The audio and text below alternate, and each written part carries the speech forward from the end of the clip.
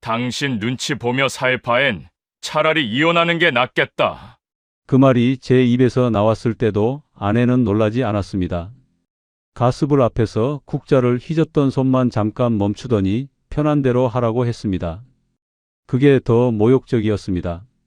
퇴직 후 집에 있는 시간이 길어질수록 아내의 말은 짧아졌고 저는 같은 지붕 아래서도 점점 눈치만 보는 사람이 되어갔습니다. 처음엔 나이 들면 다 그런 줄 알고 넘겼습니다. 연금 분할이며 집 정리 문제도 얽혀 있었고 자식들 보기에도 민망해 먼저 판을 깨고 싶지 않았습니다. 그런데 막상 이혼이 끝난 뒤 저를 사람처럼 대해주는 여자가 나타났습니다. 그 여자는 왜 하필 그때 제 앞에 나타난 걸까요? 시작 전 구독과 좋아요로 함께해 주시고 어느 지역에서 듣고 계신지 댓글로 한 번씩만 남겨주세요.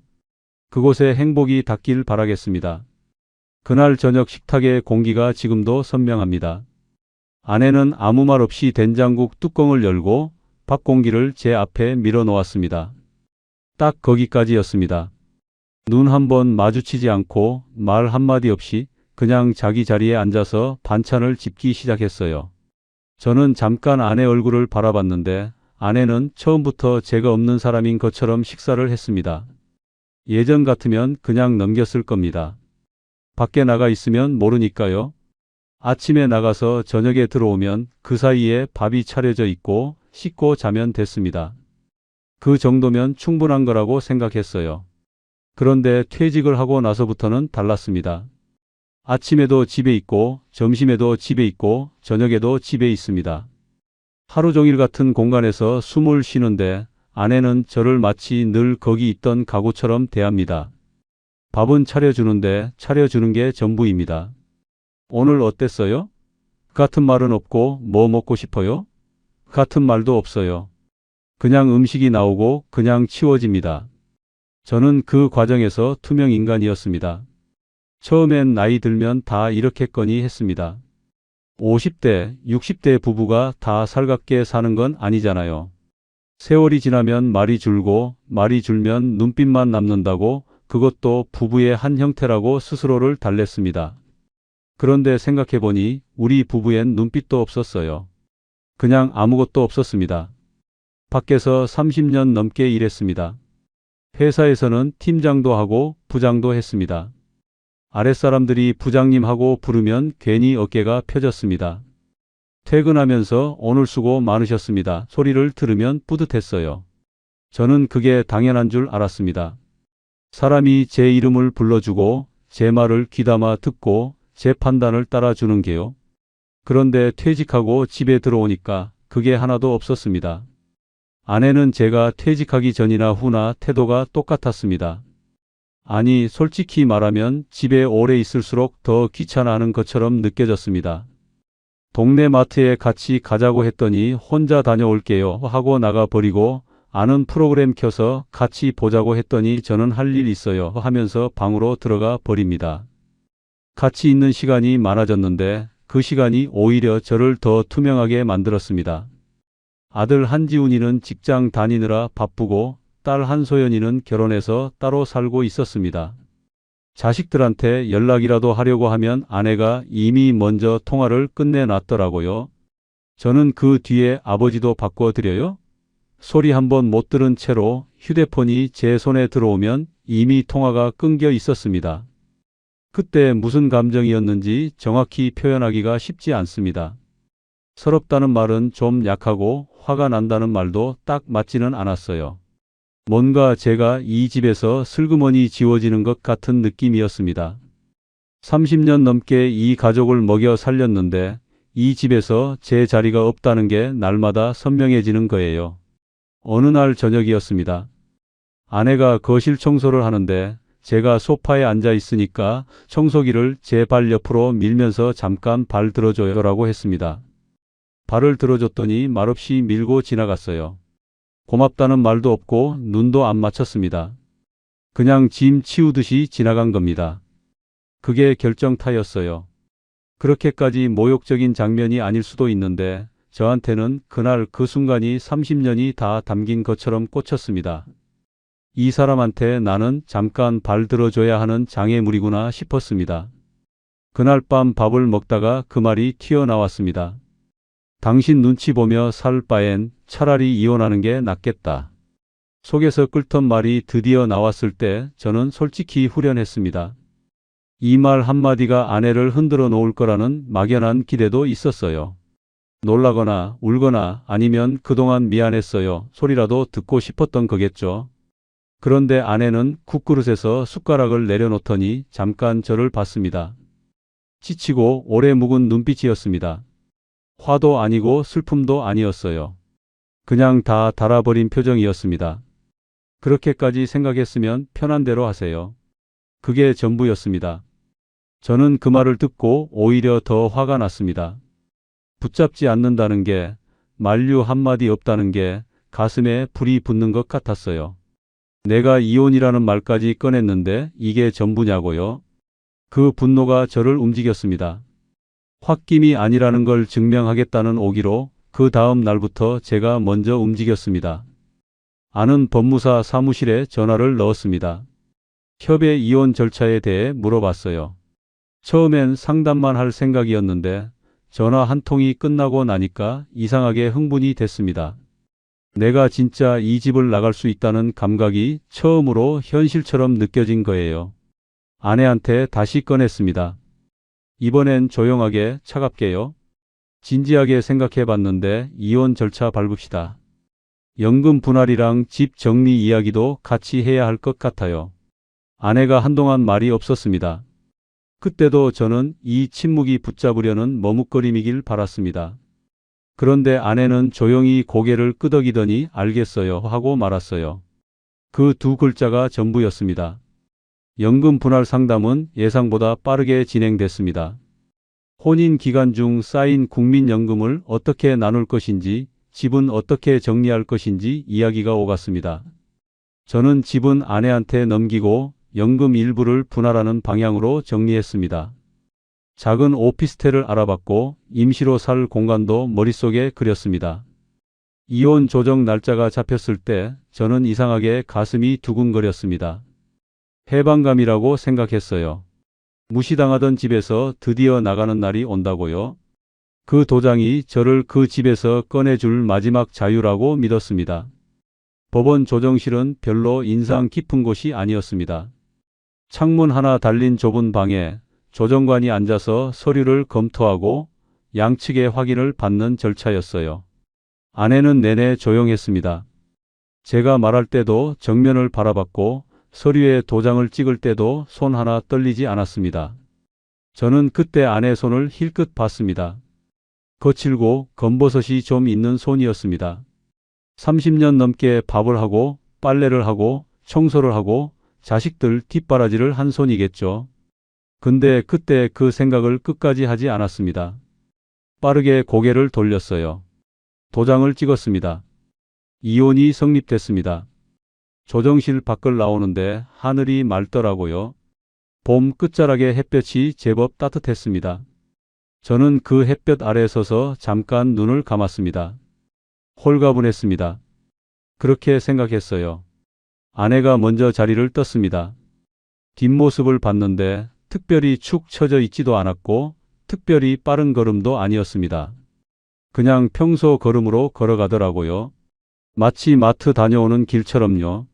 저는 그 뒷모습이 야속하게 느껴졌습니다. 그리고 그게 마지막으로 아내를 가까이서 본 날이었습니다. 그날은 정말로 새 출발이라고 믿었거든요. 진짜로요. 나쁜 예감 같은 건 손끝만큼도 없었습니다.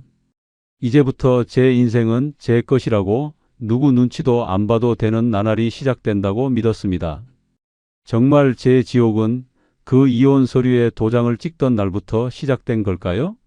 이혼이 끝나고 처음 며칠은 생각보다 가볍게 지나갔습니다. 오피스텔로 이사하는 날, 짐이라고 해봐야 옷 몇 벌이랑 세면도구, 그리고 오래된 라디오 하나였습니다. 트럭을 부를 것도 없었어요. 아들 한지훈이가 차로 2번 날라주면 끝났습니다. 지훈이는 짐을 옮기는 내내 말이 없었는데 마지막으로 나가면서 딱 한마디 했습니다. 아버지 진짜 괜찮겠어요? 저는 걱정 마라 하고 짧게 받아쳤습니다. 아들 얼굴을 제대로 보지 않으면서요. 그때 지훈이 표정이 좋지 않았다는 걸 나중에야 떠올렸습니다. 그 아이도 뭔가 할 말이 있었겠죠. 근데 저는 그걸 들을 준비가 안 돼 있었어요. 새 출발 앞에서 아들의 걱정 섞인 눈빛은 그냥 방해가 되는 것처럼 느껴졌으니까요. 오피스텔은 20평이 채 안 됐습니다. 창문 하나, 침대 하나, 냉장고 하나. 거실이라고 해야 소파 하나 놓으면 딱 차는 공간이었어요.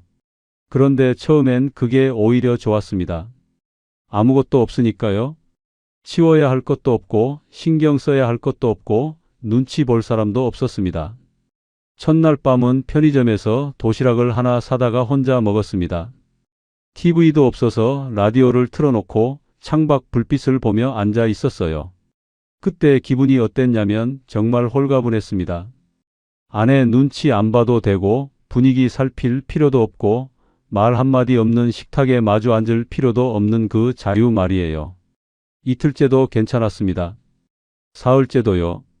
그런데 나흘째 되던 날 저녁이었습니다. 도시락을 다 먹고 나서 라디오를 끄고 방 안에 가만히 앉아 있는데 아무 소리가 안 나더라고요.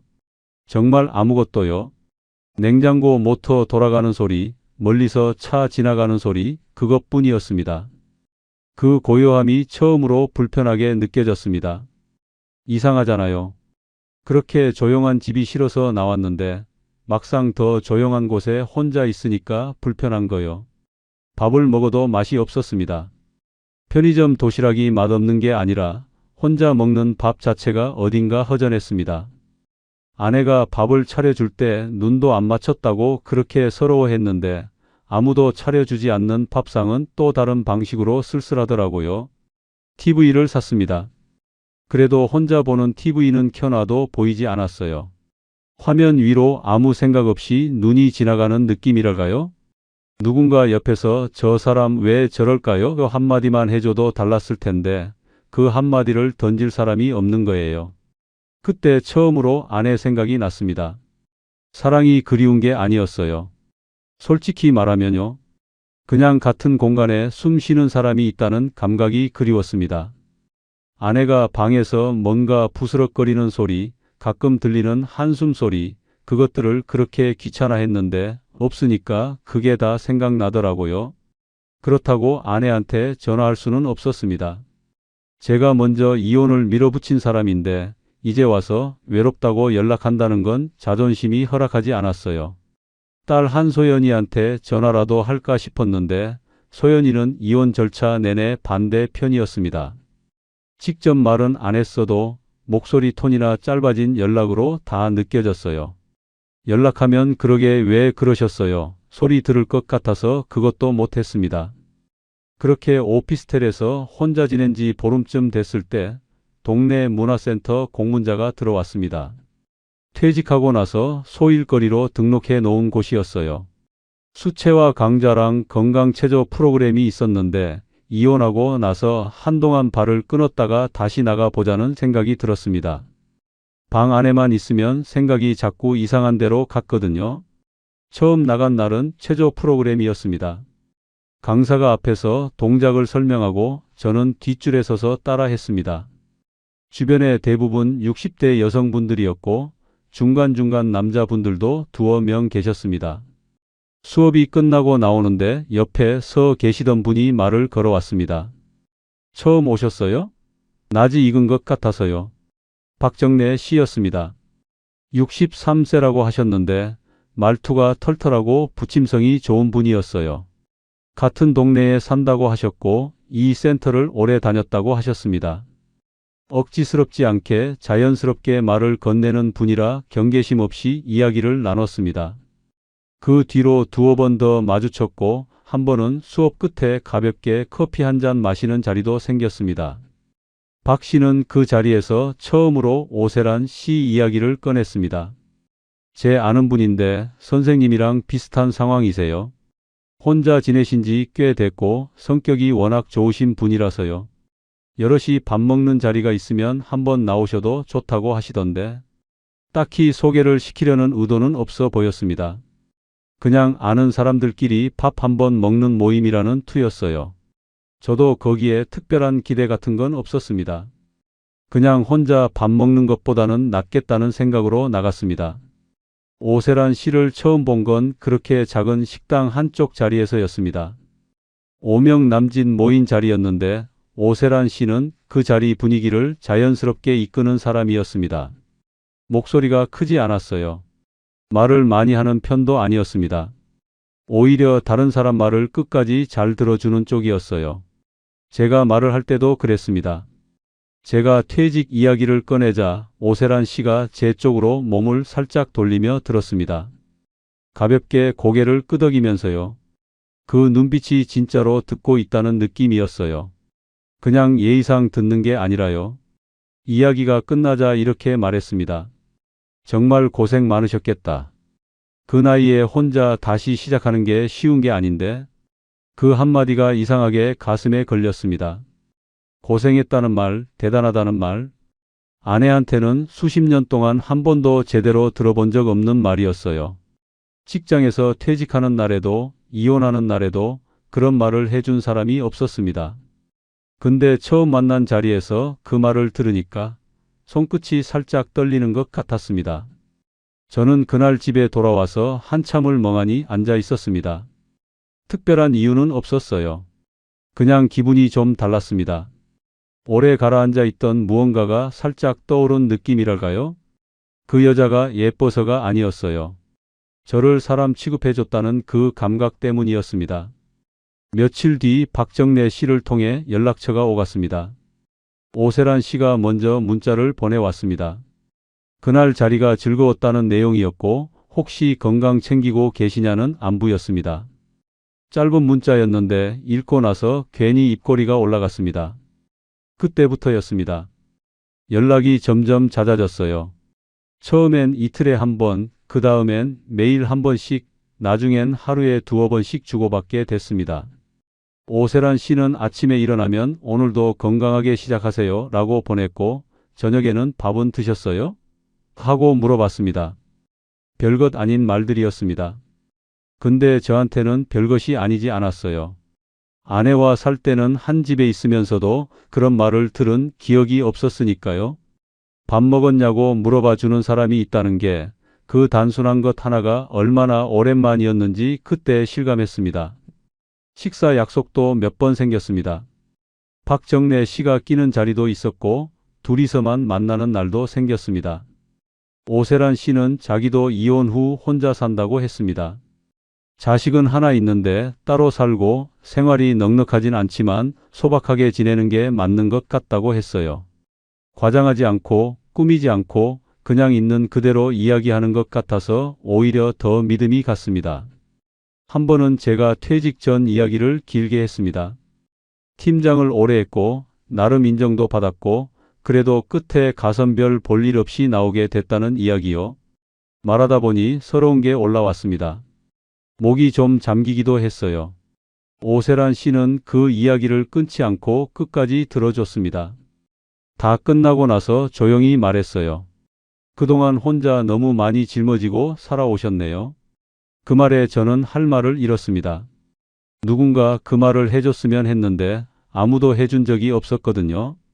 아내는 그런 말 하는 사람이 아니었고 자식들은 아버지가 힘들었다는 걸 별로 실감하지 못하는 것 같았고 친구들은 술자리에서 다 비슷비슷한 신세 한탄으로 끝났습니다.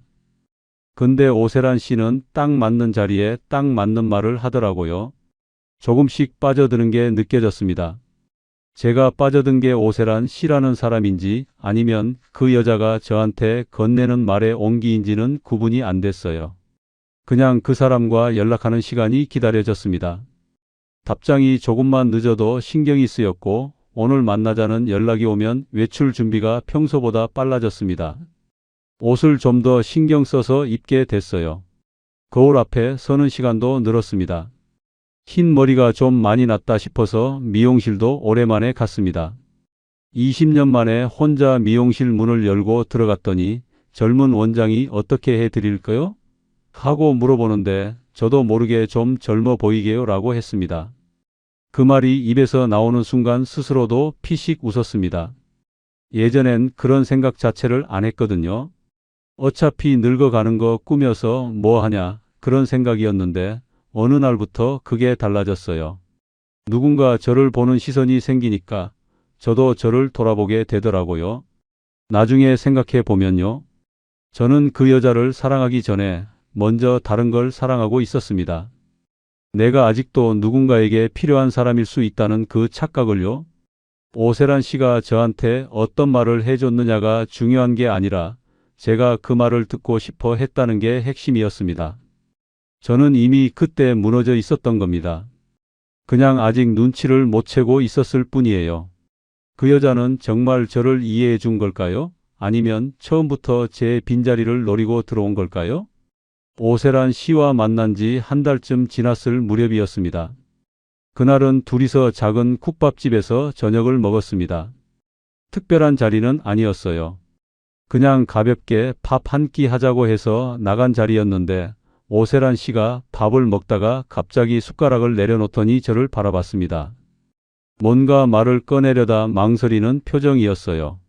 저는 그냥 기다렸습니다. 잠시 후 오세란 씨가 조용히 말했습니다.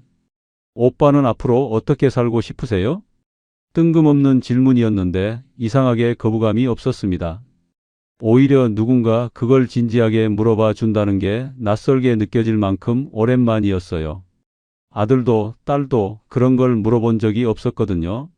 다들 아버지가 어떻게 살아야 하는지는 알아서 할 거라고 생각하거나 아니면 그냥 관심이 없었겠죠.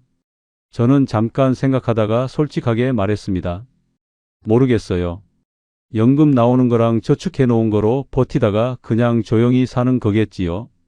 그 말이 입에서 나오는데 스스로도 참 쓸쓸하게 들렸습니다.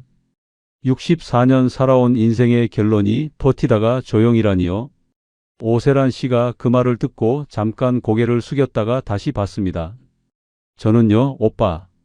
작게 장사하면서 살고 싶었거든요. 사람 구경하고 손 부지런히 움직이고 하루하루 뭔가 만들어서 파는 거요. 거창한 거 말고요. 그냥 작은 가게 하나. 그 말투가 꾸밈이 없었습니다. 들뜬 것도 아니고 계획을 발표하는 것도 아니었어요. 그냥 오래 마음에 담아둔 이야기를 꺼내는 것 같았습니다. 그래서 더 진짜처럼 들렸어요. 저는 자연스럽게 물었습니다. 무슨 장사요? 오세란 씨가 살짝 웃으면서 말했습니다. 반찬 가게요? 도시락도 같이 하면 좋겠고요.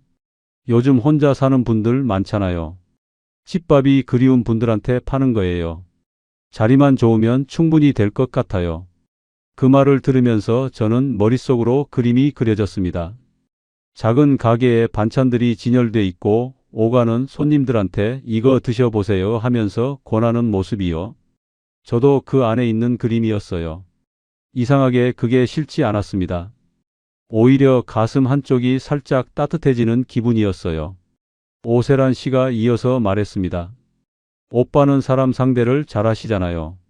제가 보기에 손님 응대나 장부 정리 같은 거 딱 맞으실 것 같아요. 저는 요리랑 운영 쪽을 맡으면 되고요. 둘이 하면 충분히 할 수 있을 것 같은데. 저는 그 말에 가슴이 두근거렸습니다. 사람 상대를 잘한다는 말이요.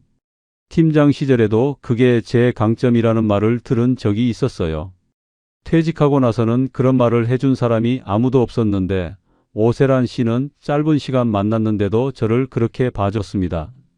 그 자체가 이미 저를 흔들어 놓기에 충분했어요. 그날 밥 먹으면서 한참 이야기를 나눴습니다. 오세란 씨는 자리도 이미 알아본 데가 있다고 했습니다. 큰 아파트 단지 상가 쪽에 작은 점포가 하나 나왔는데 유동 인구가 많고 월세도 부담스럽지 않은 편이라고요. 본인이 아는 분이 그쪽 부동산을 한다고 했어요. 저는 그날 밤 오피스텔로 돌아와서 오랜만에 잠이 빨리 들었습니다. 뭔가 기대되는 게 생기니까 그런 것 같았어요. 이혼하고 나서 막막하기만 했던 앞날이 처음으로 뭔가 그려지는 것 같았습니다. 같이 가게를 꾸리는 사람이 있고 그 사람이 나를 필요로 하고 나도 그 사람 곁에서 뭔가 할 수 있다는 감각이요. 그게 얼마나 큰 것인지 그때는 몰랐습니다. 며칠 뒤 오세란 씨한테 연락이 왔습니다. 그 자리를 계약하려면 먼저 예약금을 넣어야 한다고 했어요. 다른 사람도 보고 있다고 했고 자리가 좋아서 오래 안 갈 것 같다고 했습니다. 금액은 크지 않았습니다. 몇십만 원이었어요. 계약금도 아니고 그냥 자리 맡아두는 예약금이라고 했습니다. 저는 별 생각 없이 보냈습니다. 그 정도는 큰 돈도 아니었고 무엇보다 제가 이 계획을 진심으로 하고 싶다는 신호를 보내고 싶기도 했어요. 오세란 씨한테요. 나는 이 일에 진지하다는 거 말이에요. 오세란 씨는 받고 나서 고맙다고 했습니다. 오빠 덕분에 숨통이 좀 트이는 것 같아요. 혼자서 이것저것 알아보면서 막막했는데 그 한마디에 저는 또 기분이 달라졌습니다. 누군가한테 덕분이라는 말을 들을 수 있다는 게 이렇게 기분 좋은 건지 몰랐어요. 그 다음엔 냉장 쇼케이스 얘기가 나왔습니다. 반찬 가게 하려면 진열장이 있어야 하는데 새 걸 사면 비싸니까 중고로 먼저 매입해 놓는 게 낫다고 했어요. 마침 아는 경로로 상태 좋은 중고 쇼케이스가 나왔는데 먼저 잡아놓지 않으면 다른 데서 가져간다고 했습니다. 금액은 예약금보다 좀 더 됐습니다. 저는 잠깐 생각했습니다. 아주 짧게요. 그리고 보냈습니다. 돌이켜보면 그 짧은 망설임이 유일한 기회였어요. 그때 멈췄어야 했는데 저는 그 망설임을 의심이 아니라 소심함으로 받아들이고 눌러버렸습니다. 이 정도 투자도 못하면서 같이 뭘 하겠냐는 식으로요. 그 즈음 딸 한소연이한테 연락이 왔습니다. 가끔 안부 전화를 하던 아이인데 그날은 목소리가 달랐습니다. 평소보다 조심스러웠어요. 아버지, 요즘 어떤 분 만나신다고요? 박정래 씨한테 들었나 보다 싶었습니다. 저는 가볍게 넘기려 했어요. 좋은 분이야. 같이 작은 가게 해볼까 생각 중이고. 소연이가 잠깐 말이 없다가 물었습니다. 얼마나 아세요? 그분을요? 한 달 좀 넘었지. 아버지, 한 달 아신 분이랑 가게를 하신다고요? 목소리에 걱정이 담겨 있었습니다. 저는 그게 못마땅했어요. 이미 제 마음이 기울어진 상태였고 누가 건드리면 오히려 더 반발심이 생기는 그런 상태였거든요. 소연아, 나도 다 생각이 있어서 하는 거야. 너무 걱정하지 마라. 아버지, 그래도 계약서 같은 건 꼭 원본으로 보셔야 해요. 그리고 돈 먼저 보내시면 안 돼요. 그 말이 귀에 들어오지 않았습니다. 아니, 들어오긴 했는데 제가 받아들이지 않은 거겠죠. 알았어. 짧게 끊었습니다.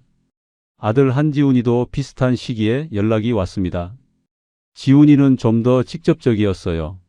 아버지, 그 여자분 신원 확인은 해 보셨어요? 요즘 혼자 사시는 어르신들 대상으로 접근하는 사기가 많아요. 돈은 절대 먼저 보내시면 안 됩니다. 저는 그 말에 그만 역정이 났습니다. 야, 지훈아. 아버지가 뭘 모르는 사람이냐? 사람 보는 눈이 없어서 30년 넘게 회사 생활을 했겠냐? 너희는 세상을 너무 삐딱하게 본다. 지훈이가 잠시 침묵하다가 말했습니다. 아버지, 저 걱정하는 거예요. 걱정은 무슨 걱정이야?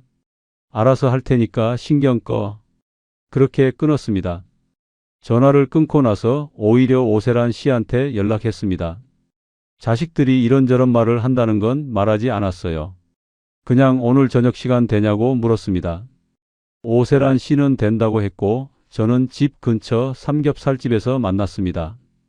오세란 씨는 그날 유독 다정했어요. 고기를 직접 구워주면서 제 술잔을 먼저 채워주면서 별것 아닌 이야기에도 잘 웃어줬습니다.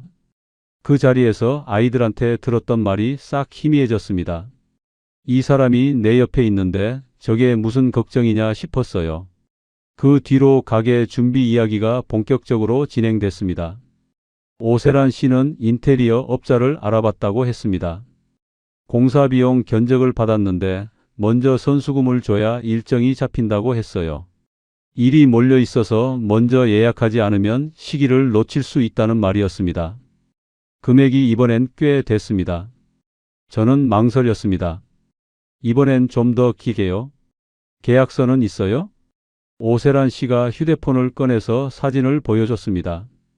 견적서처럼 보이는 문서였는데 글씨가 작고 화면으로 보는 거라 자세히 읽기가 어려웠습니다. 저는 원본을 볼 수 있냐고 했어요. 다음에 만날 때 가져올게요.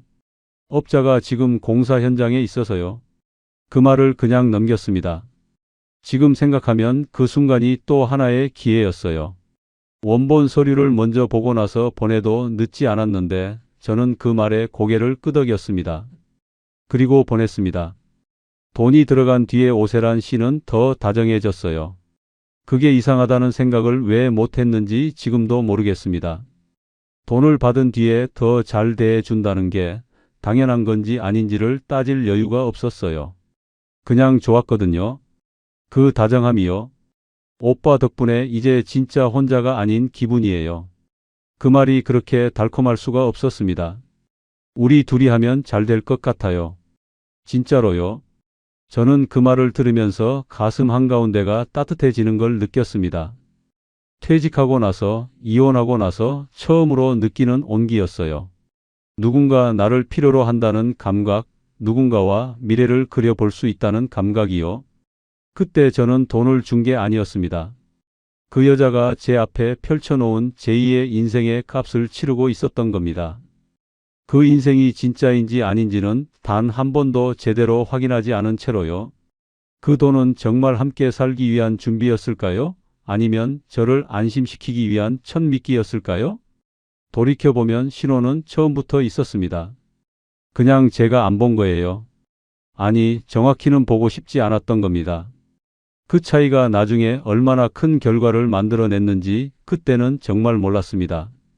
가게 준비가 구체화될수록 오세란 씨와 주고받는 이야기가 많아졌습니다. 자리 계약은 어떻게 됐는지, 인테리어는 언제 시작하는지, 집기는 어디서 들여오는지. 저는 그 이야기들이 나올 때마다 가슴이 두근거렸습니다. 진짜로 뭔가가 만들어지고 있다는 느낌이었거든요. 그런데 이상한 점이 하나씩 눈에 걸리기 시작했습니다. 처음엔 계약서 문제였습니다. 가게 자리 임대 계약을 했다고 했는데 계약서를 보여달라고 할 때마다 사진만 왔습니다. 휴대폰 화면으로 찍은 사진이라 글씨가 흐릿했어요. 임대인 이름은 보이는데 연락처는 가려져 있었고 보증금 금액이 적힌 부분은 화면이 잘려 있었습니다. 원본을 보자고 했더니 늘 다음에 만날 때였어요. 다음이라는 말이 3번 넘어가자 저도 조금 이상하다는 생각이 들었습니다. 오세란 씨 계약서 원본 한번 같이 봐야 할 것 같아요. 제가 직접 확인을 좀 해야 마음이 놓일 것 같아서요. 오세란 씨는 잠깐 표정이 굳었다가 이내 풀렸습니다. 맞아요, 오빠. 당연히 보셔야죠. 근데 임대인 분이 지금 개인 사정이 있어서요. 가족 중에 아픈 분이 계셔서 한동안 연락이 어렵다고 하셨거든요. 조금만 기다려 주시면 될 것 같아요. 그 말에 저는 또 고개를 끄덕였습니다. 개인 사정이 있다는데 더 채근하기가 못하다 싶었어요. 사람이 다 급한 상황이 있는 거 아니냐고 제 마음속에서 스스로를 달랬습니다. 그 다음엔 계좌 문제가 생겼습니다. 처음에 돈을 보낼 때는 오세란 씨 본인 명의 계좌였습니다. 그런데 인테리어 선수금을 보낼 때는 다른 계좌 번호가 왔어요. 제가 물었습니다. 이 계좌는 누구 거예요? 인테리어 업자 지인분 거예요. 사장님 개인 계좌 말고 공사 전용으로 쓰는 계좌라고 하시더라고요. 거기로 보내면 된대요. 그 말도 그냥 넘어갔습니다. 요즘 사업하는 사람들이 계좌를 여러 개 쓴다는 건 알고 있었으니까요. 굳이 의심할 이유가 없다고 스스로한테 말했습니다. 냉장 쇼케이스 납품업체도 마찬가지였어요. 먼저 예약금을 내야 물건을 잡아둔다고 했는데 그 업체 이름을 검색해 보려고 하니까 오세란 씨가 소규모 업체라 온라인엔 잘 안 나와요. 지인 소개로 거래하는 곳이라서라고 했습니다. 저는 검색창에 이름을 쳤다가 결과가 나오지 않으니 그냥 껐습니다. 찜찜했습니다. 분명히 찜찜했어요. 제 안에서 뭔가 자꾸 걸린다는 신호가 오고 있었습니다. 그런데 그 신호를 들을 때마다 반대편에서 다른 목소리가 더 크게 올라왔습니다. 여기서 의심하면 이 관계가 깨진다는 두려움이었어요. 저는 그때 이미 오세란 씨와의 관계에 많은 걸 걸어놓은 상태였습니다. 돈만이 아니었어요. 기대를 걸었고 감정을 쏟았고 자식들한테 다 생각이 있어서 하는 거야 라고 장담까지 한 상태였습니다. 거기서 만약 의심이 맞고 이게 사기라면 그건 그냥 돈을 잃는 문제가 아니라 제가 완전히 틀렸다는 걸 인정해야 하는 문제였어요. 그걸 인정할 자존심이 없었습니다. 그래서 더 깊이 들어간 겁니다. 의심이 들수록 오히려 더 믿으려고 했어요. 이상한 점을 발견할 때마다 그걸 설명해 줄 이유를 제가 먼저 찾았습니다. 임대인이 아파서 계약서를 못 보여준다. 계좌가 다른 건 사업용 계좌라서 그렇다. 업체가 소규모라 검색이 안 되는 거다. 전부 제가 만들어낸 변명들이었습니다. 오세란 씨가 해준 말에 제가 살을 붙인 거였어요. 그 무렵 아들 한지훈이한테 연락이 또 왔습니다.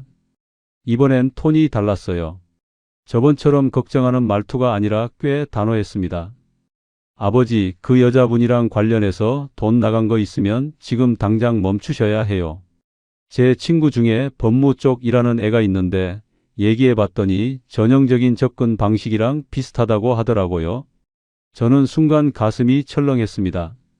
그런데 그 철렁함을 인정하지 않았어요. 바로 눌러버렸습니다. 야, 지훈아. 아버지 아직 판단력 없어진 사람 아니야? 내 친구가 뭘 알아 만나 보지도 않고. 아버지 계약서 원본이라도 꼭 보세요. 직접 가서요. 알았다고. 아버지. 알았다고 했잖아. 끊었습니다. 전화를 끊고 나서 손이 조금 떨렸습니다. 그게 화 때문인지 아니면 다른 이유 때문인지는 스스로도 잘 몰랐어요. 그냥 빨리 다른 생각을 해야 할 것 같아서 오세란 씨한테 문자를 보냈습니다. 오늘 저녁 시간 어떠냐고요? 오세란 씨는 된다고 했습니다. 그날 만나서 저는 자식들 이야기를 꺼냈습니다. 돌려서 말했어요. 주변에서 걱정하는 사람이 있다고 계약서 같은 거 원본으로 확인해 보고 싶다고요. 오세란 씨 표정이 잠깐 변했습니다. 굳어지는 게 아니라 서운해지는 표정이었어요. 그게 더 무서웠습니다. 화를 내면 차라리 의심이라도 할 텐데 서운해하니까 제가 오히려 잘못한 사람이 된 것 같았습니다. 오빠도 나 못 믿겠으면 여기까지만 해요. 그 말이 조용히 나왔습니다. 울먹이는 것도 아니었어요. 그냥 담담하게 하지만 단호하게 나온 말이었습니다. 그 담담함이 오히려 더 아팠어요. 화를 내며 왜 의심해요? 라고 했으면 제가 방어할 수 있었을 텐데 조용히 여기까지만 해요 라고 하니까 그게 전부 제 잘못인 것 같은 기분이 들었습니다. 저는 바로 사과했습니다. 아니에요. 그런 뜻이 아니었어요. 주변에서 하도 이런저런 말을 해서 제가 잠깐 흔들렸나 봐요. 미안해요. 오세란 씨가 한동안 말이 없었습니다. 저는 그 침묵이 너무 불편했어요. 빨리 이 공기를 바꾸고 싶었습니다. 그래서 제가 먼저 말했습니다. 가게 보증금 나머지 부분 이번 주 안에 넣어 드릴게요. 오세란 씨가 그제야 저를 봤습니다. 그 눈빛이 따뜻하게 풀렸어요. 그리고 작게 웃으면서 말했습니다. 오빠밖에 없다. 진짜로. 저는 그 말을 듣는 순간 가슴이 내려앉는 것 같으면서도 동시에 뭔가 놓치면 안 된다는 안도감이 들었습니다. 그 두 감정이 동시에 왔는데 저는 안도감 쪽을 선택한 겁니다. 그날 집에 돌아와서 인터넷 뱅킹을 켰습니다. 이체 금액을 입력하면서 손이 조금 무거웠습니다. 숫자가 커졌거든요. 처음 예약금은 아무것도 아닌 금액이었는데 어느 순간부터 한 번에 나가는 돈이 제법 됐습니다. 그 숫자들을 다 더해보면 어떻게 되는지 계산하지 않으려고 했어요. 이체 버튼을 눌렀습니다. 확인 문자가 왔습니다. 오세란 씨한테도 문자가 갔겠죠. 잠시 후 오세란 씨한테서 연락이 왔습니다. 오빠, 고마워요. 이제야 진짜 내 편이 생긴 것 같아요. 오빠랑은 끝까지 가고 싶어요. 저는 그 문자를 몇 번이나 다시 읽었습니다. 끝까지 가고 싶다는 말이요. 그 말을 읽을 때 얼마나 기뻤는지 지금도 기억합니다. 아내와 30년을 살면서 그런 말을 한 번도 들어본 적이 없었어요. 아니, 그런 말이 존재하는 관계가 있을 수 있다는 걸 까맣게 잊고 살았는지도 모릅니다. 그 문자 하나에 모든 의심이 다 녹아버렸습니다. 이체 확인 문자는 알림창에서 밀어버렸고 아들한테 받은 전화는 부재중으로 남겨뒀습니다. 딸 소연이 문자에는 잘 지내고 있어 라고만 짧게 답했어요. 그렇게 며칠이 또 지났습니다. 가게 오픈 날짜 이야기가 나왔습니다.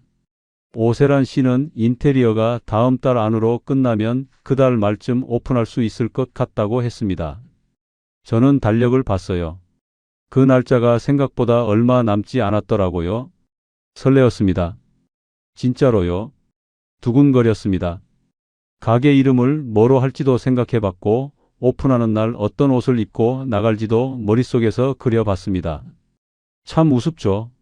그 시간에 계약서 원본이 어디 있는지 임대인 연락처가 왜 연결이 안 되는지를 따져야 했는데 저는 오픈날 복장을 생각하고 있었습니다.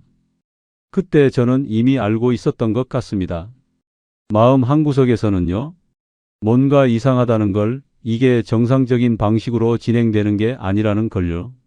그런데 그 알고 있음을 인정해버리면 모든 걸 다시 되돌려야 하는데 그게 너무 무서웠습니다.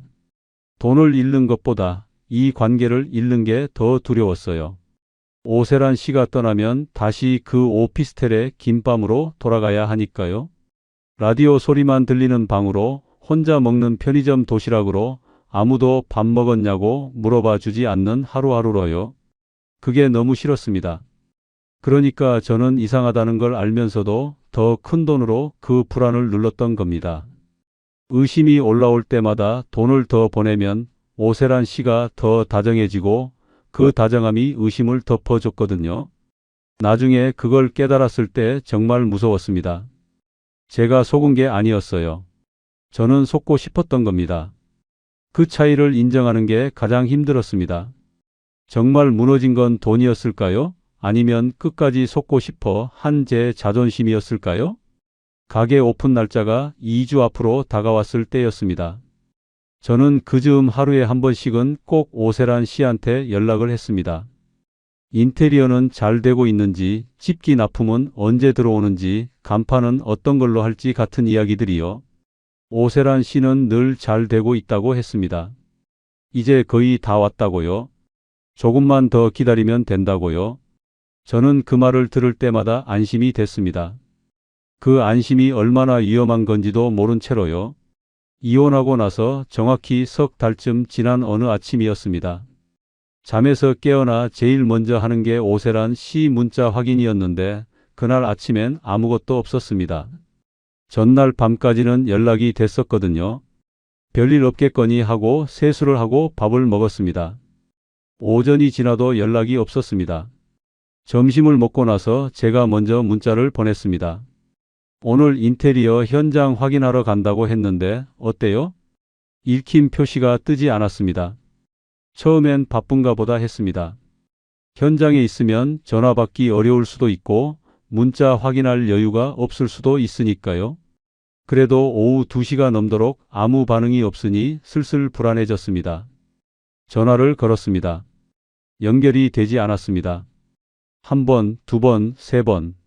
전부 연결음만 울리다가 끊어졌습니다. 음성 사서함으로 넘어가지도 않았어요. 그냥 울리다가 끊기는 거였습니다. 가슴 한쪽이 싸늘해졌습니다. 그래도 아직은 별일 없을 거라고 생각하려 했어요. 핸드폰이 방전됐을 수도 있고 급한 일이 생겼을 수도 있고 통화권 밖에 있을 수도 있다고요. 그런 생각들을 머릿속에 하나씩 꺼내서 늘어놓으면서 저 자신을 달랬습니다. 저녁 6시가 됐습니다. 여전히 연락이 없었습니다. 문자 메시지는 읽히지 않은 채로 그대로였습니다. 전화는 여전히 연결이 안 됐어요. 카카오톡 프로필 사진은 그대로인데 마지막 접속 시간이 어젯밤으로 멈춰 있었습니다. 그때부터 손이 차가워지기 시작했습니다. 저는 오세란 씨가 가게 자리라고 알려준 주소를 떠올렸습니다. 아파트 단지 상가 쪽이라고 했었는데 정확한 호수까지는 몰랐어요. 그래도 일단 가봐야겠다 싶었습니다.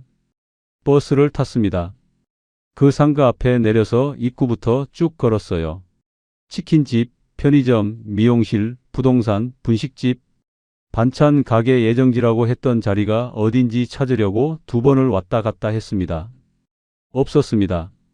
공사 중인 곳이 없었어요. 인테리어 한창이어야 할 점포가 없었습니다. 있어야 할 자리에 이미 다른 가게가 멀쩡히 영업 중이었어요. 오래된 것처럼 보이는 가게였습니다. 최근에 새로 들어온 곳이 아니었어요. 저는 그 앞에 서서 한동안 움직이지 못했습니다. 다리가 무거웠어요. 아니, 다리만이 아니라 온몸이 갑자기 납덩이가 된 것 같았습니다. 머릿속이 하얘지면서 동시에 지난 석 달이 빠르게 스쳐 지나갔어요. 예약금, 쇼케이스 매입금, 인테리어 선수금, 보증금 일부. 그 숫자들이 하나씩 떠올랐습니다. 더하면 얼마가 되는지 그때서야 계산이 됐습니다. 머릿속으로 계산하는 내내 손끝이 떨렸어요. 근처 부동산 문을 두드렸습니다. 중년 남자 직원이 나왔는데 저는 이 상가에 반찬 가게 들어온다는 얘기 들으셨냐고 물었습니다. 직원이 고개를 저었어요. 이 상가요? 공실이 하나도 없는데요. 다 오래된 가게들이에요. 혹시 최근에 임대 문의 들어온 곳 있었나요? 50대 후반 여성분이 알아보셨을 수도 있어요. 직원이 잠깐 생각하다가 고개를 저었습니다. 없었는데요. 저는 부동산을 나와서 상가 벤치에 앉았습니다. 한동안 아무 생각도 안 됐어요.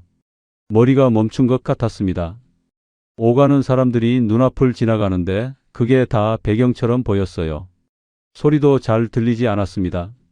한참 후에야 몸이 움직였습니다. 은행에 가야겠다고 생각했습니다. 제가 보낸 계좌들에 대해 확인해 봐야 할 것 같았어요. 은행 창구에 앉아서 거래 내역을 뽑았습니다. 직원이 인쇄된 종이를 내밀었는데 저는 그걸 받아 들고 숫자들을 봤습니다. 처음 예약금부터 가장 최근에 보낸 금액까지 전부 나열돼 있었어요. 다 더하니 수천만 원이 훌쩍 넘었습니다. 노후 자금으로 모아둔 돈의 큰 덩어리였습니다. 손이 떨려서 종이를 제대로 잡기가 어려웠습니다. 직원이 뭔가 더 물어봤는데 제가 제대로 대답했는지도 모르겠어요. 그냥 종이를 들고 나왔습니다. 지구대를 찾아갔습니다. 접수 창구에 앉아서 사정을 이야기했습니다. 말하면서 목이 몇 번 잠겼어요. 담당 경찰관이 진술을 듣더니 기초 조사를 시작했고 며칠 뒤 정식 접수를 하게 됐습니다. 그 과정에서 형사 김태성 씨를 만났습니다. 40대 후반으로 보이는 분이었는데 말이 많지 않고 차분한 사람이었어요. 제 진술을 듣더니 서류를 꺼내서 이것저것 적었습니다. 그러다가 조용히 말했습니다. 보내신 계좌 중에 본인 명의 계좌는 하나고 나머지는 전부 다른 명의였네요. 그 말을 듣는 순간 눈앞이 어질어질했습니다. 명의가 여러 번 바뀐 경우는 처음부터 추적이 쉽지 않습니다. 계좌가 이미 비워진 상태면 더요. 저는 물었습니다. 회수는 가능한가요? 김 형사가 제 눈을 잠깐 봤습니다. 그 눈빛이 이미 답이었어요. 최선을 다하겠지만 솔직히 말씀드리면 전액 회수는 쉽지 않습니다. 이런 유형의 사기는 애초에 돈이 빠져나가는 구조로 설계돼 있어서요. 형사 고소는 가능하지만 민사 소송까지 같이 가야 할 수 있고 시간도 오래 걸립니다. 저는 더 물어볼 말을 찾지 못했습니다.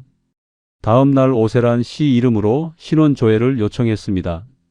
며칠 뒤 나온 결과를 듣는데 발이 땅에 붙지 않는 것 같았습니다.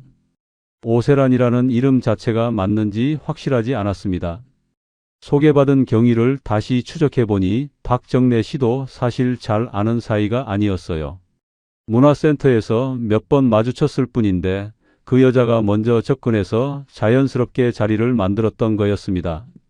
이혼 후 혼자 산다는 것도, 자식이 하나 있다는 것도, 예전에 작은 일을 해봤다는 것도 확인된 건 하나도 없었습니다. 전부 그 여자 입에서 나온 말이었고 저는 그걸 단 한 번도 검증하지 않았어요. 소개해줬다는 인테리어 업자도 연락이 끊겼습니다. 냉장 쇼케이스 납품 업체도 존재 자체가 확인되지 않았어요. 임대인이라는 사람은 처음부터 없었고 계약서 사진은 어딘가에서 구한 양식의 내용만 채워 넣은 것이었습니다. 전부였습니다. 그 여자가 저한테 보여준 것들 중에 진짜인 게 없었어요. 김 형사가 마지막으로 말했습니다. 처음부터 계획된 접근이었을 가능성이 높습니다. 이혼 직후 혼자 사시는 분들, 외로움이 크신 분들을 대상으로 이런 방식으로 접근하는 경우가 있어요. 감정을 먼저 얻고 신뢰를 쌓은 다음에 돈을 요청하는 방식입니다. 피해자분이 잘못하신 게 아닙니다. 그 말이 위로가 되지 않았습니다. 잘못이 없다는 말이 그 순간만큼은 아무 의미가 없었어요. 왜냐면 저는 신호를 봤거든요. 계좌가 바뀔 때, 계약서 원본이 안 나올 때, 임대인 연락처가 막혔을 때, 저는 다 봤어요. 보고도 눈을 감았습니다. 그게 더 무서웠습니다. 속은 게 아니라 속고 싶었다는 걸 그제야 완전히 인정해야 했거든요. 지구대에서 나와서 길을 걷는데 어디로 가야 하는지 몰랐습니다. 오피스텔로 돌아가야 하는데 발이 멈춰 서더라고요. 길 한복판은 아니었고 편의점 앞 작은 의자에 주저앉았습니다. 주변에 사람들이 오갔습니다. 장 보고 돌아가는 아주머니, 퇴근하는 직장인, 손잡고 걷는 노부부. 다 자기 갈 곳이 있는 사람들이었습니다. 저는 그 자리에 앉아서 그 사람들을 멍하니 봤어요. 눈물이 나오려고 했는데 나오지 않았습니다. 그게 더 이상했어요. 울 수 있으면 오히려 나을 것 같았는데 그 감정조차 어디서 나와야 하는지 모르겠는 것처럼 아무것도 안 됐습니다. 그제야 모든 조각이 맞아 들어갔습니다. 저를 위로해 준 것도, 끝까지 들어준 것도, 그동안 고생했다고 말해준 것도, 오빠밖에 없다고 했던 것도, 끝까지 같이 가고 싶다고 했던 것도 전부 제 외로움을 읽고 맞춘 연기였습니다. 제가 아내한테서 듣지 못했던 말들, 퇴직하고 나서 아무도 해주지 않았던 말들, 그 빈자리가 어디인지를 그 여자는 처음 만난 자리에서 이미 파악했던 겁니다. 그리고 그 자리를 정확하게 채워줬어요. 제가 원하는 말을 제가 듣고 싶은 톤으로 제가 무너질 만한 타이밍에 맞춰서요. 저는 사람을 믿은 게 아니었습니다. 제가 믿고 싶었던 이야기를 믿은 겁니다. 누군가 나를 필요로 한다는 이야기, 이 나이에도 새 인생이 있을 수 있다는 이야기, 무관심한 집을 나온 게 잘한 선택이었다는 이야기를요. 그 믿음이 산산이 부서졌습니다. 돈도 사람도 이야기도 전부 한꺼번에요. 그 순간 무너진 건 통장 잔고만이 아니었습니다. 누군가 저를 사랑해 줄 수 있다는 믿음까지, 이 나이에도 다시 시작할 수 있다는 믿음까지 전부 같이 무너졌습니다. 편의점 의자에 앉아서 한참을 그렇게 있었습니다. 어두워지고 나서야 일어났어요. 오피스텔로 돌아가는 버스를 탔는데 창밖을 보는 내내 아무 생각이 없었습니다. 아니, 생각이 없는 게 아니라 너무 많아서 하나도 정리가 안 됐어요. 돈도 사람도 잃은 제가 이제 어디로 돌아갈 수 있었겠습니까? 오피스텔로 돌아온 날 밤은 유독 길었습니다. 불을 켜지 않고 한동안 현관 앞에 서 있었습니다. 신발을 벗고 들어가야 하는데 발이 움직이지 않았어요. 좁은 공간이 그날따라 더 좁게 느껴졌습니다. 벽이 가까이 있는 것 같고 천장이 낮은 것 같고 공기도 탁한 것 같았어요. 아무것도 바뀐 게 없는데 제가 달라진 거겠죠. 겨우 불을 켜고 들어가서 침대에 앉았습니다. 휴대폰을 봤습니다. 오세란 씨 이름이 연락처에 그대로 있었어요. 문자 목록에는 수십 개의 대화가 쌓여 있었고 마지막 메시지는 오빠랑은 끝까지 가고 싶다는 말이었습니다. 그걸 보는 순간 목이 막혔습니다. 지우려다가 못 지웠어요. 그냥 휴대폰을 뒤집어 놨습니다. 그날 밤은 잠을 못 잤습니다. 눈은 감겨 있는데 머릿속이 멈추질 않았어요. 지난 석 달이 자꾸 재생됐습니다. 처음 만난 국밥집 자리, 삼겹살 구워주던 손, 아침마다 왔던 건강하게 시작하세요 문자. 그것들이 전부 연기였다는 걸 알면서도 머릿속에서 자꾸 그 장면들이 떠올랐습니다. 그게 더 고통스러웠어요. 나쁜 기억은 빨리 잊히는데 좋았던 기억은 오래 남거든요. 그리고 그 좋았던 기억들이 전부 가짜였다는 걸 알면서도 지워지지 않을 때 그게 가장 잔인한 겁니다. 다음 날부터 현실이 빠르게 들어왔습니다. 오피스텔 월세가 밀려 있었습니다. 한 달치였는데 그냥 넘길 수 있는 금액이 아니었어요. 사기를 당하고 나서 통장 잔고를 다시 확인하는 게 무서웠는데 결국 마주해야 했습니다. 화면에 뜬 숫자를 보는데 눈이 잘 안 믿어졌어요. 노후 자금으로 모아뒀던 돈의 큰 부분이 빠져나가고 나니 남은 건 당장 몇 달 버티기도 빠듯한 금액이었습니다. 연금이 나오긴 했지만 그걸로 오피스텔 월세를 내고 나면 생활비가 거의 남지 않았어요. 카드값 명세서도 왔습니다. 오세란 씨 만나면서 밥도 사고 옷도 좀 사고 미용실도 가고 그 비용들이 다 쌓여 있었습니다. 전부 별것 아닌 것들이었는데 모이니까 꽤 됐어요. 어떻게든 버텨보려고 했습니다. 지출을 줄이고 편의점 도시락으로 끼니를 해결하고 외출을 줄이고 그렇게 한 달을 버텼는데 두 달째가 되자 한계가 왔습니다. 오피스텔 주인한테 연락이 왔어요. 월세가 두 달 밀렸으니 정리해달라는 내용이었습니다. 저는 그제야 자식들한테 연락을 해야겠다고 생각했습니다. 딸 한소연이한테 먼저 전화를 걸었습니다. 벨이 몇 번 울리다가 소연이가 받았어요. 목소리가 평소와 달랐습니다. 차갑지는 않았는데 거리가 느껴졌어요. 소연아, 아버지가 좀 어렵게 됐다. 잠깐만 도움을 받을 수 있을까 싶어서. 소연이가 한동안 말이 없었습니다. 그 침묵이 얼마나 긴지 느껴지더라고요. 저는 그 침묵 안에서 딸의 마음이 어디 있는지 알 것 같았습니다. 아버지, 저 그 여자분 이상하다고 말씀드렸잖아요. 목소리가 떨렸습니다. 화가 난 게 아니라 서러운 거였어요. 알아. 내 말이 맞았어. 아버지가 그때 저 말을 들으셨어야 했는데.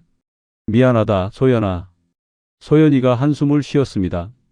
아버지, 저도 지금 당장 여유가 없어요. 아이도 있고 살림도 빠듯해요. 그리고 솔직히 말씀드리면요. 목소리가 잠깐 끊어졌다가 다시 나왔습니다. 아버지가 황혼 이혼하신다고 했을 때 저 엄마 얼마나 울었는지 아세요? 아버지는 한 번도 엄마 입장에서 생각해 보신 적 있으세요? 이제 와서 도움 요청하시면 저는 어떻게 해야 해요? 저는 아무 말도 못했습니다. 그 말이 틀리지 않아서요. 반박할 수가 없었어요. 반박하면 안 된다는 걸 알았습니다. 소연아, 그래. 미안하다. 그게 전부였습니다. 전화를 끊고 나서 한동안 멍하니 있었습니다. 아들 한지훈이한테도 전화를 걸었습니다. 지훈이는 더 짧았어요. 아버지, 저 그때 분명히 말씀드렸잖아요. 계약서 원본 보시라고. 돈 먼저 보내시면 안 된다고요. 알아. 저도 지금 여력이 없어요. 아버지, 죄송한데 저는 이 부분에서는 도와드리기 어려워요. 지훈이 목소리도 떨렸습니다. 화가 난 건지 슬픈 건지 구분이 안 됐어요. 아마 둘 다였겠죠. 전화를 끊었습니다. 자식들한테 전화를 끊고 나서 처음으로 깨달은 게 있었습니다. 저는 이혼할 때 아내만 버린 줄 알았는데 그게 아니었어요. 아내와 함께 살아온 30년이 있었기 때문에 자식들도 그나마 아버지한테 기대어주고 있었던 겁니다. 그 울타리를 제가 먼저 걷어찼습니다. 이혼을 밀어붙이면서요. 아이들은 그날 이미 아버지한테서 마음이 한 걸음 물러났는데 저는 그걸 몰랐어요. 아니, 알면서도 인정하지 않으려 했던 거겠죠. 전처 윤미자 씨한테도 전화를 했습니다. 가장 어려운 전화였습니다. 번호를 누르는 데만 한참이 걸렸어요. 벨이 울렸고 미자 씨가 받았습니다. 여보세요? 그 목소리를 오래간만에 들었는데 이상하게 눈 안쪽이 뜨거워졌습니다. 나야. 잠깐 침묵이 있었습니다. 무슨 일이에요? 질문이 아니었어요. 그냥 담담한 확인이었습니다. 어렵게 됐어. 여러모로. 미자 씨가 말이 없었습니다. 저는 자초지종을 다 말하지는 않았습니다. 이혼 후에 여자를 만났다는 것, 사기를 당했다는 것, 돈을 잃었다는 것, 그걸 전처한테 말하는 게 너무 창피했어요. 그냥 형편이 어렵게 됐다고만 했습니다. 미자 씨가 짧게 말했습니다. 저는 도와드리기 어려워요. 알아. 그리고 정우 씨, 이건 제가 냉정해서가 아니에요. 미자 씨 목소리가 잠깐 갈라졌습니다. 저도 30년 살았어요. 그 세월이 아무것도 아닌 게 아니에요. 근데 당신이 먼저 끝내자고 했잖아요. 저는 그걸 받아들인 거예요. 이제 와서 제가 뭘 어떻게 해야 해요? 저는 아무 말도 못했습니다. 잘 지내세요? 전화가 끊겼습니다. 그제야 알았습니다. 제가 무관심하다고 미워했던 그 사람이, 말수가 짧다고 서러워했던 그 사람이 30년 동안 그 자리에서 버텨준 사람이었다는 걸요. 표현이 없었던 게 아니라 표현할 힘이 다 달아 있었던 거였습니다. 밥을 차려주고 빨래를 하고 자식들 뒷바라지를 하느라요. 그게 무관심이 아니라 다른 방식의 삶이었는데 저는 그걸 끝내 몰라봤습니다. 오피스텔을 정리했습니다. 짐을 쌀 때 들어올 때보다 더 적었어요. 들어올 때도 별게 없었는데 나갈 때는 더 없었습니다. 박스 2개에 전부 들어갔어요. 그걸 끌고 엘리베이터를 타고 내려오는데 거울에 제 모습이 비쳤습니다. 64세 남자가 박스 2개를 들고 서 있었습니다. 오래 보지 않았습니다. 고시원은 지인을 통해 알게 됐습니다. 월세가 부담 없는 곳을 찾다 보니 거기까지 갔어요. 골목 안쪽에 있는 건물이었는데 입구부터 낡았습니다. 벽에 페인트가 군데군데 벗겨져 있었고 계단이 삐걱거렸어요. 제 방은 복도 끝이었습니다. 문을 열었을 때 느낌을 지금도 잊지 못합니다. 좁았습니다. 성인 남자가 팔을 뻗으면 양쪽 벽에 닿을 것 같은 너비였어요. 창문은 있었는데 반지하라 밖이 잘 보이지 않았습니다. 사람들 발이 지나가는 게 유리 위로 보였어요. 침대 하나, 낡은 선풍기 하나, 작은 책상 하나. 그게 전부였습니다. 박스를 내려놓고 침대에 앉았습니다. 스프링이 꺼져 있어서 앉자마자 푹 꺼졌어요. 형광등이 윙윙 소리를 냈습니다. 복도 끝에서 누군가 기침하는 소리가 벽을 타고 들어왔어요. 저는 그 방에 앉아서 한참 아무것도 안 했습니다. 밥이 생각나지 않았어요. 배가 고픈지 아닌지도 몰랐습니다. 그냥 앉아 있었어요. 어두워지고 나서야 편의점에 갔습니다. 컵라면 하나, 삼각김밥 하나. 돌아와서 컵라면에 물을 붓고 기다리는 동안 창문 너머 발들이 지나가는 걸 봤습니다. 여러 종류의 발이었어요.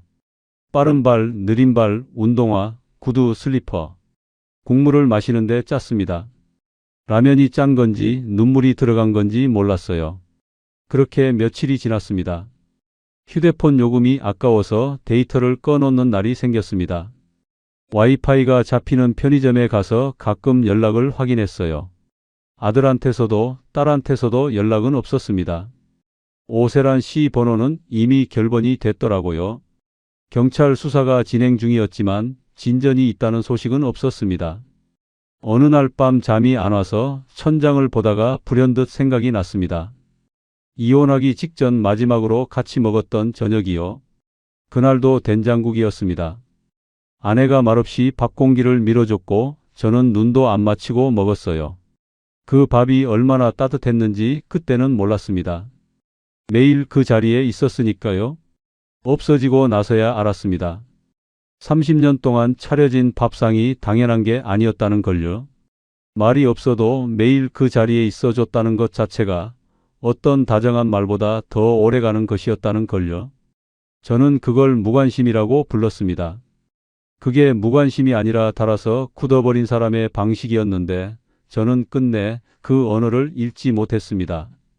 형광등이 밤새 윙윙거렸습니다. 복도 끝 공용 화장실 물 내려가는 소리가 들렸어요. 옆방에서 TV 소리가 낮게 새어 나왔습니다. 저는 그 소리들 속에 누워서 눈을 감았습니다. 잠은 오지 않았습니다.